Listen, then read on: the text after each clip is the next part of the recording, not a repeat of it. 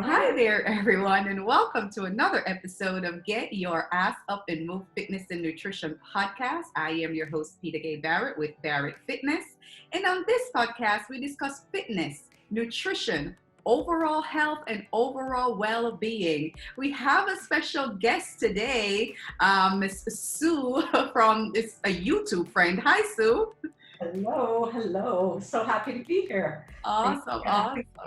Awesome. Well, the name of Sue's company is Bend and Stretch with Sue. So Sue is a bend and stretch specialist, yoga and Pilates, right, Sue?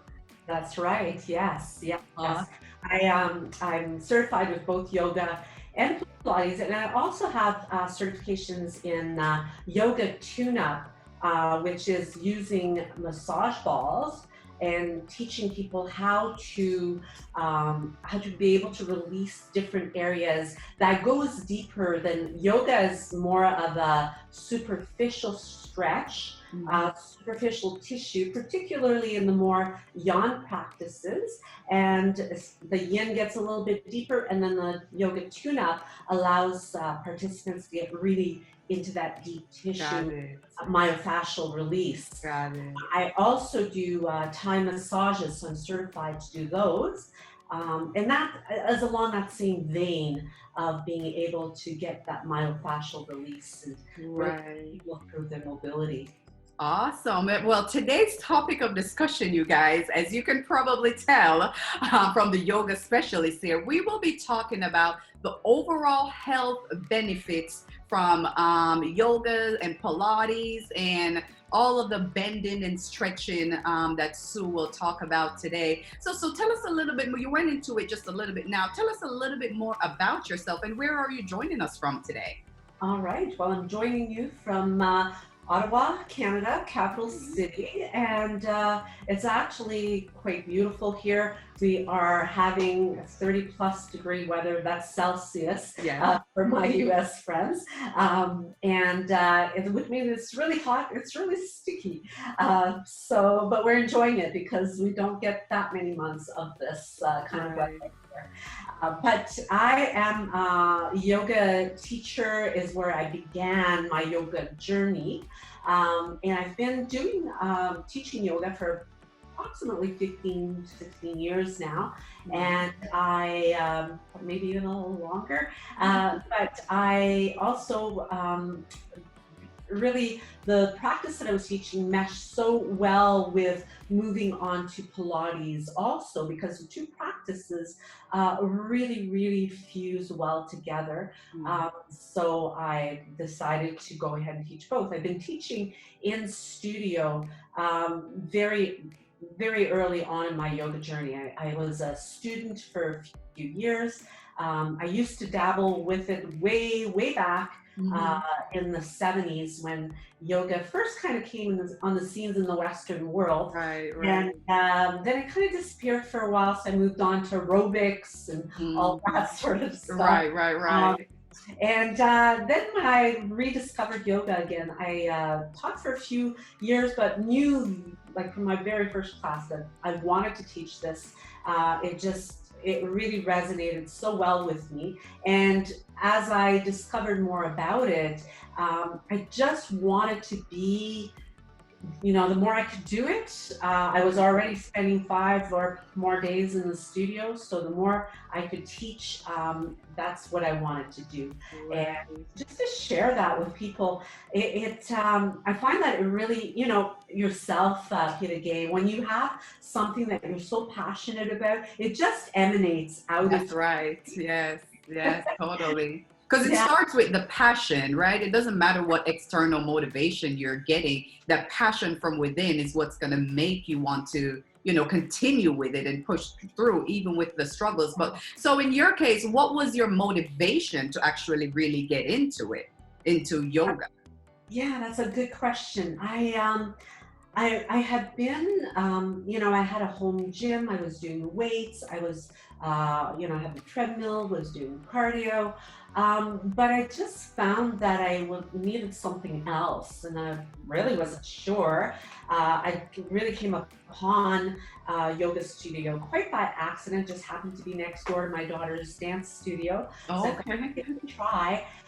So yeah, I was just searching for something else, and I began with hot yoga. So just that experience of going into the studio, being with other students, and just sweating buckets, Right. just felt so cleansing and just so good. And I found soon, once I started, I got, the perspiration that is just flowing when you're doing yoga. My skin started to really kind of radiate, and Because you're removing the toxins and so forth, from your body through your sweat, right? I would yeah, imagine you feel good inside and probably look good inside, open up your pores and so forth. yeah, exactly. So, and I found that the strength element of yoga led me to get more active in doing some weightlifting as well. Wow. So I Okay. found that, when I'm doing weights, I get really tight. Right. So then when I do my yoga, I'm able to obtain that balance. Hmm. So I find the combination of the flexibility of doing yoga and the strength of doing Right. weights. Yeah. I find it's, just a Yeah, and perfect. that's a good point that you bring up, so which was one of the questions I was going to ask you. I love when these conversations, you guys are so awesome, right? You just like lead into it. I don't even have to ask the question. So that's why it's good when you speak to someone who is well informed and educated in their field. Like, I'm not doing any of the work. You're just letting the conversation go. That's But the awesome. I question is, know. like, a lot of people do not think that there's a strength aspect of yoga, right? And even I myself had to figure that out just the last few years, because I'm weightlifting, high intensity, was a sprinter, and that's just kind of my. And then a friend of mine bought me this. I had to bring it to show you, and I know this is a podcast, but this is recorded for YouTube as well, so you Okay. guys will get to see my yoga wheel Okay. right here that I'm showing Sue. And I found that it helps with my core to it was almost as good or even better than just regular strength training once I got on this this yoga wheel right here. So let's talk about just the strength aspect of yoga, and why some people have the myth that you can't get strong and improve your strength from just doing yoga. This for me was amazing. Yeah, absolutely. Yeah, it is something that's so misunderstood, I think, that people have very preconceived notion of what yoga is, which is kind of sad to me because, um, I mean, I have such a long list of all the benefits of yoga, but you know, to answer your question about the strength aspect of it, there's no question that somebody can get totally ripped just doing yoga. You don't even need to do the weights. I just I like the feeling of doing weights, and incorporating that. And I find the two just marry very Right, well balance for each me. other out. Yeah. Yeah. So we're talking about the overall health benefits of yoga, right? So I mean, whenever I have these conversations, I always do just a little bit of research, myself. But one of the things I came across was digestive health benefits. Would you like to expound on that just a little bit? How can my digestive system benefit from doing yoga? Absolutely. It, like I said earlier, is like the list of benefits is huge, but overall, yoga is a practice that will benefit you strength wise, flexibility wise, and it really gets you in tune mentally, physically, emotionally, and spiritually, even. Mhm. So, encompassing the whole picture is one way of looking how it's going to help you with your digestive issues, your overall health. But certainly, and there's a few, one of them is stress reduction. Yes. You know, when you take in the breath and you are, most people breathe up here all day long, up in their chest. So it's very shallow breath. When you are guided through a yoga practice, you're encouraged to take some deep belly breaths. And as you learn how to breathe more deeply, I think if someone did nothing else for the whole time they're on their mat but breathe, they would walk out of the practice feeling totally transformed, because that's where it starts. And that's what makes yoga different than any other stretching practice, is the breath, incorporating it in your movement, and even just in being in stillness. It's learning how your breath works. Now, when you take belly breaths, right away your diaphragm is going to be pushing down as you inhale. That's a large muscle right down the center of your body. Right. It's pushing against all of these organs that, you know, your vital organs. Right. As it pushes down, it massages the stomach, it massages the intestines. Right. As it moves, as you exhale, and the exhale is just as important as the inhale, even more important. It's said that the inhalation is what draws energy into your body, but the exhale is what makes more room for the energy. Okay. It's also, our lungs are one of the primary detoxifiers of our body. So as we breathe out and we really extend the length of that exhale, we are detoxifying. But also, again, the diaphragm is pushing up against those muscles on the way up, massaging them, pressing against your lungs, your heart, while, you know, massaging the stomach. So that's one way. You know, that whole gut flora is being stimulated by your breath alone. And we have, when we breathe and we do that deep belly breath, our brain stem is a nerve called the vagus nerve. And it meanders, it comes around and meanders in and throughout our body, like our torso area, and it stimulates all of the major organs. Wow. So it moves us from the sympathetic nervous system into the parasympathetic nervous system. And so the vagus nerve is responsible in doing that. And so the effect it has on your mind and all of your organs, helping them to function as they should. So you've got that going on to further, you know, really intertwine itself with the benefits of that, the massaging of the diaphragm, the stimulation of the vagus nerve, which is stimulating all of your vital organs to function as they should. Right. You've got the oxygen, the detoxification, which also touching on that aspect of breath is that breathing through the nose is really important as well. And that is primarily how yoga breathing is done. Is so in and out your nose? Yes. Versus in your nose and out your mouth? Yeah. Every once in a while, we'll use the out through the mouth for a few different types of breaths. But the YG breath, which is the one that kind of sounds like Darth Vader, if you've ever heard it. Yeah. You know, back in the throat. As the breath glides over the vocal cords, it creates this Darth Vader sound. But what happens is our noses are our primary breathing apparatus.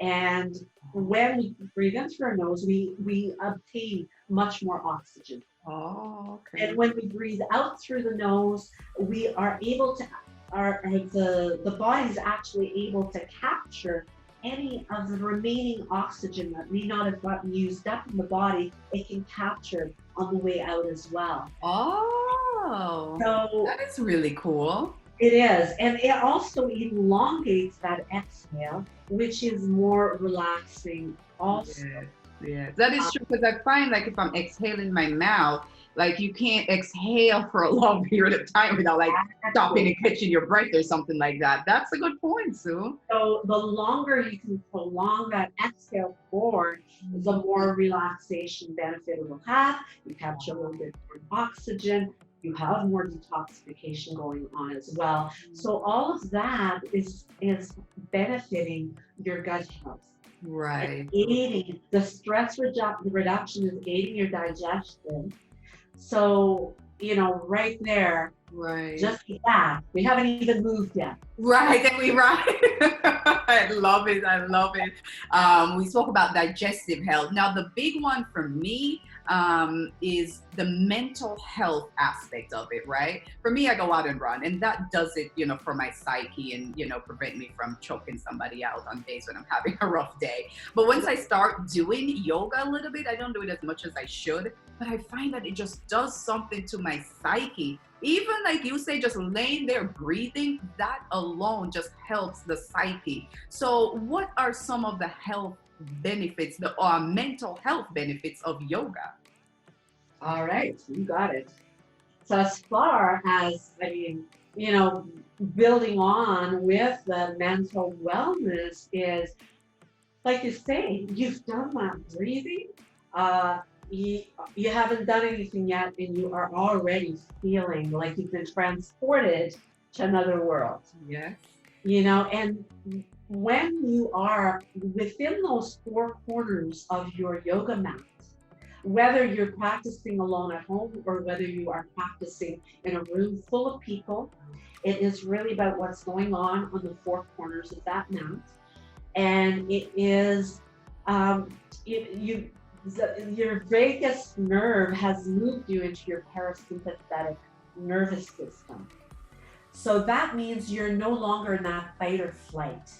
Oh. You're now in the rest. It's called rest. And get this, digest state. Oh. So you're calmer. You've brought it down some notches, several notches, and you are now in the moment.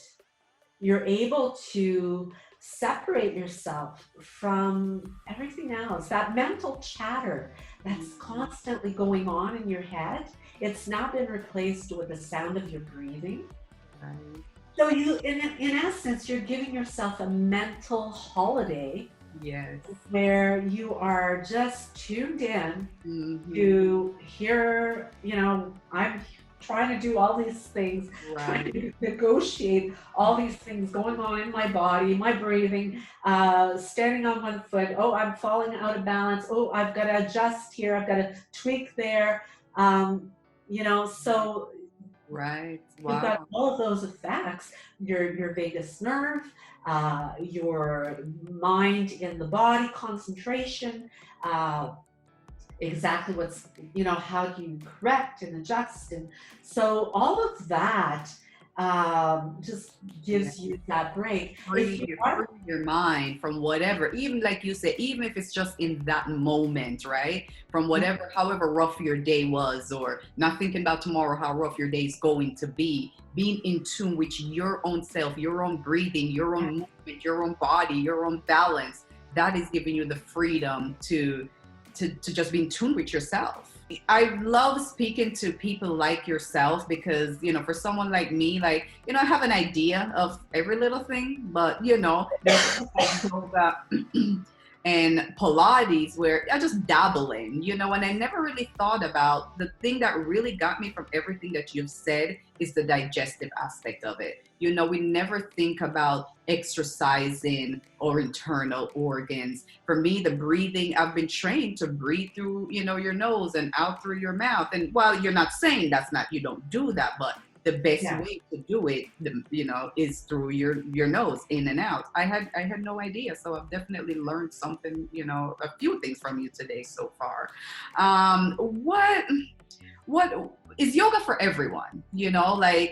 For old and young and men and women. Is there any particular group or you shouldn't be doing yoga, or you think yoga is for everyone?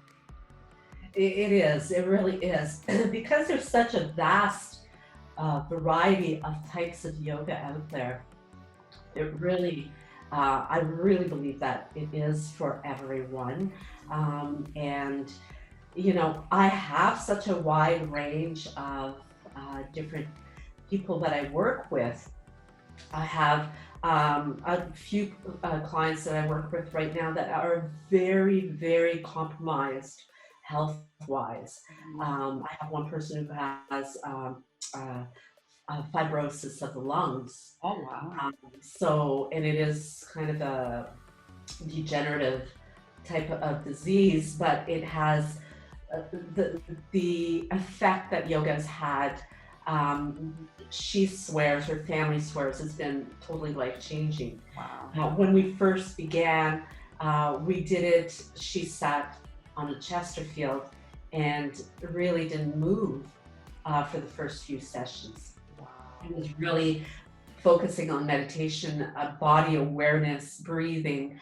I have other clients that I work with. One person actually has part of their skull missing. So balance, you can imagine, is a huge Yes. issue. A lot of it we do in a chair, but we do dabble with some on the mat, but very, very limited. But yet there's so much that can be done.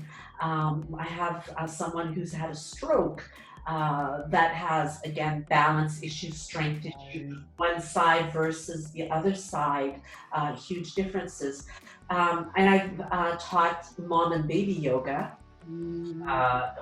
So we've got like little babies that are being Right. twisted and, so yeah, it totally is for everyone. Not every type is for everyone. Right. Really important.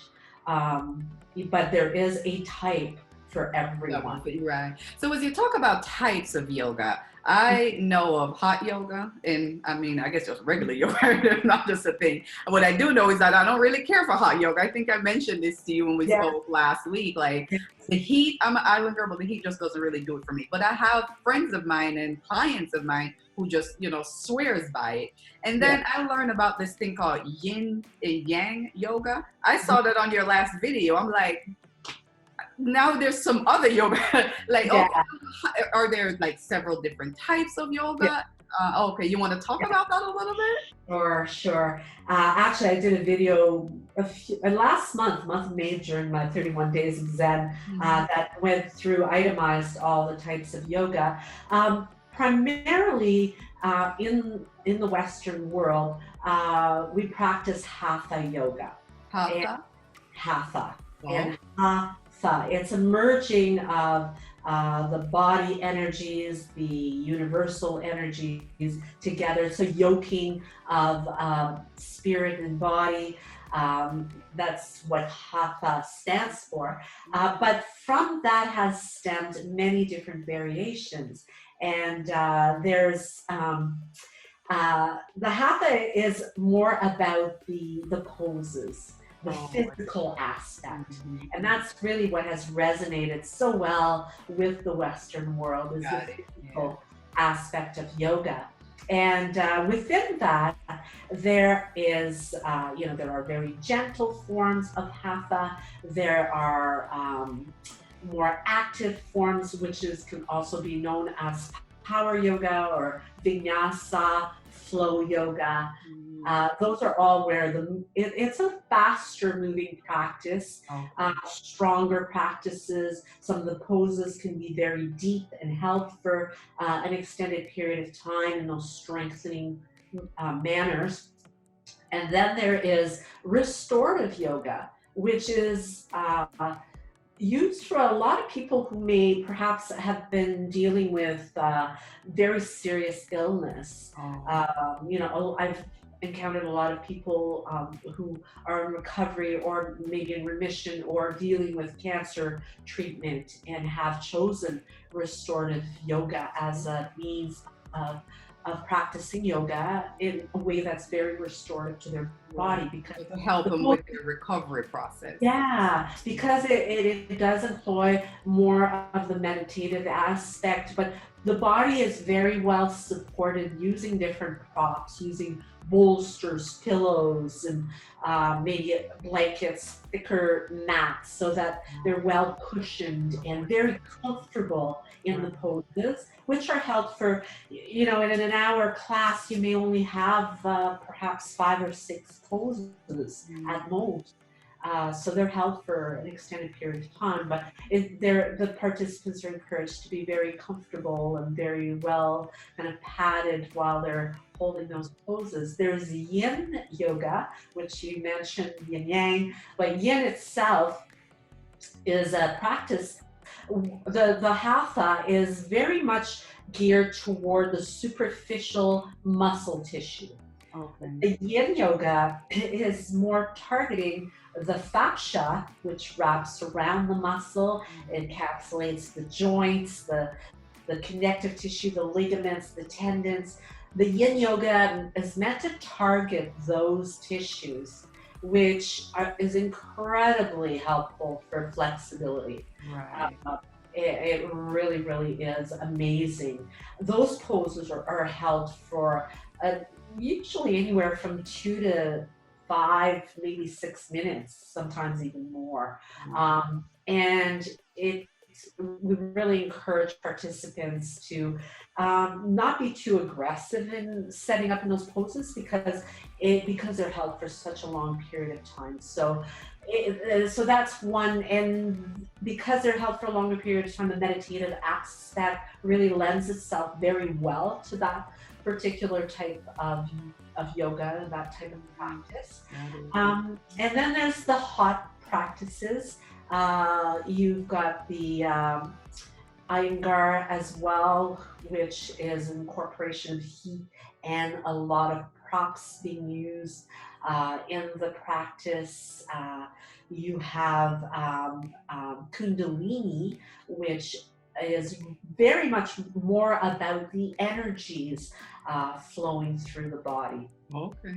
And there's often some chanting associated with it, I see. which people might find a little bit, you know, I was a little bit kind of, I don't know about chanting. Right.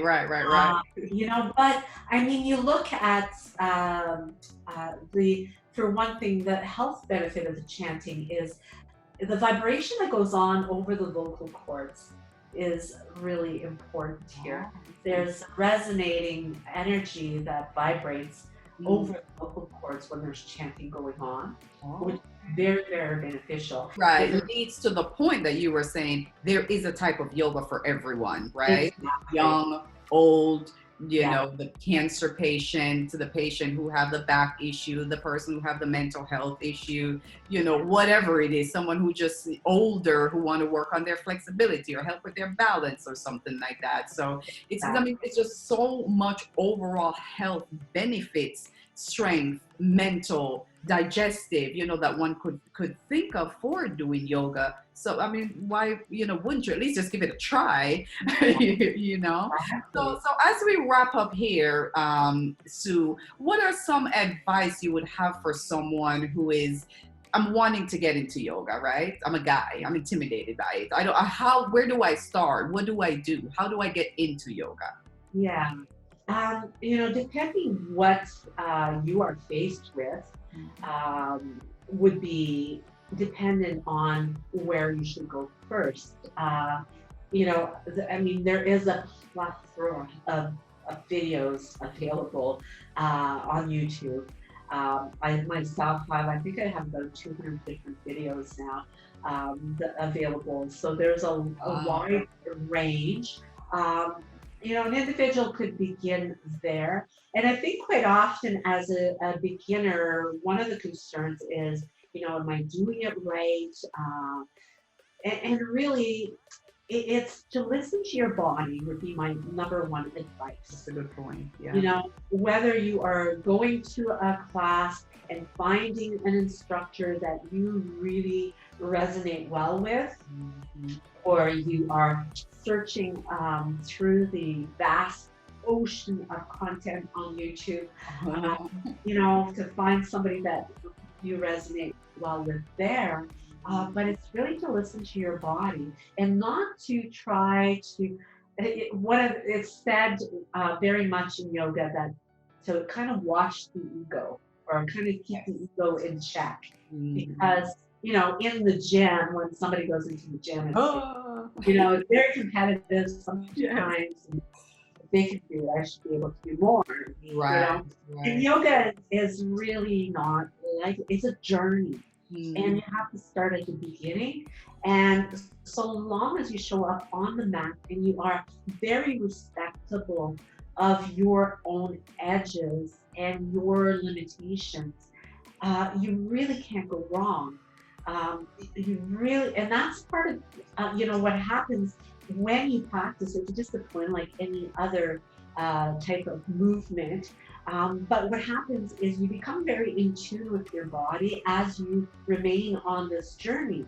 Right. So therefore, the more you listen to your body and are able to gauge what's happening, you listen to that, you listen to your own body's cueing, you will be able to evolve your practice at a rate that is just right for you. So start where you are. Don't let the ego get into the way. Yeah. To your body sounds like what you're saying. And I think you're talking to me, Sue, but that's okay, Sue. That's okay. Because the whole ego thing. Oh, I know. I'm a competitor. I've been an athlete my whole life. When I got this yoga wheel, I got this. Yeah. I think I hurt I didn't think I hurt myself for sure, because number one, one of the things I was doing, and I'm fairly flexible, but I'm not gonna say I'm a yogi or or that flexible or whatever.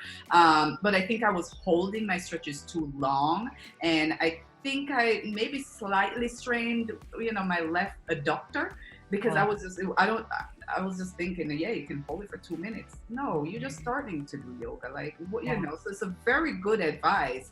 Listen to your body. Don't let the ego get into the way. Start where you are. Don't really look at anybody else. And there's a plethora of information, especially out there on YouTube. And as for Sue, she has, how many videos do you have, Sue? I think it's around 200.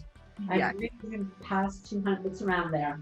Yeah. So those of you who are listening to this podcast as we, wrap up, there is a type of yoga for everyone, is what I hear you saying. So there are health benefits, mental health benefits, digestive health benefits, strength benefits.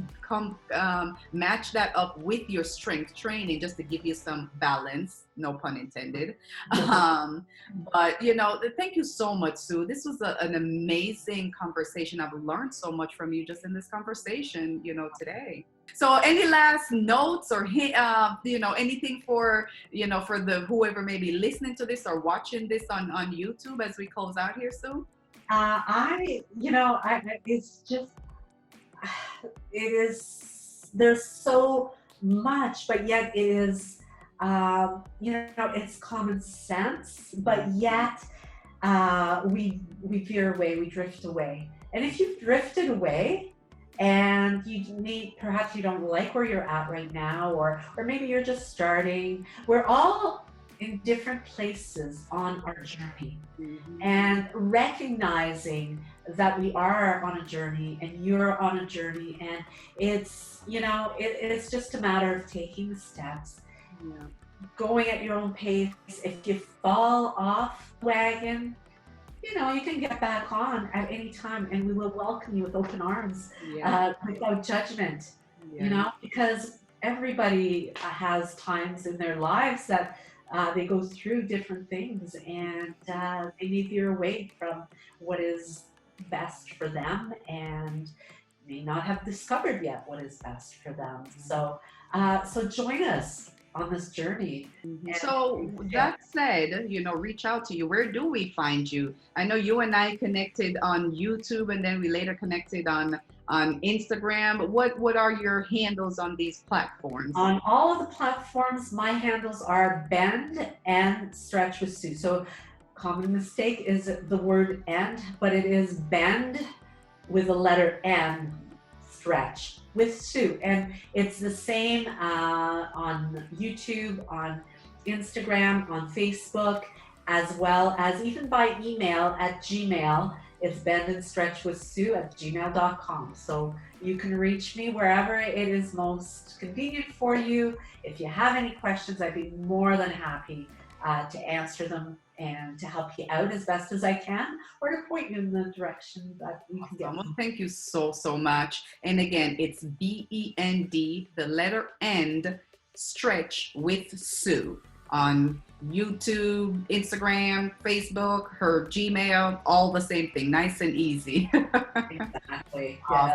Awesome. Thank you so much, Sue, for this conversation. And thank you guys so much for tuning in and listening to yet another podcast with yet another amazing professional in this fitness world, as we just get together, like she said, to give out information to you guys, just across the board, overall health, overall fitness. If you don't like the way I do it, go check Sue out. She's a yoga person. I'm not going to teach you yoga, but Sue is always here to help you. Reach out with any questions you guys have. She will be happy to respond to you. And thank you guys so much for tuning in to yet another podcast. Until next time, you guys, Sue and I, we are out. Thank you. Bye, everyone.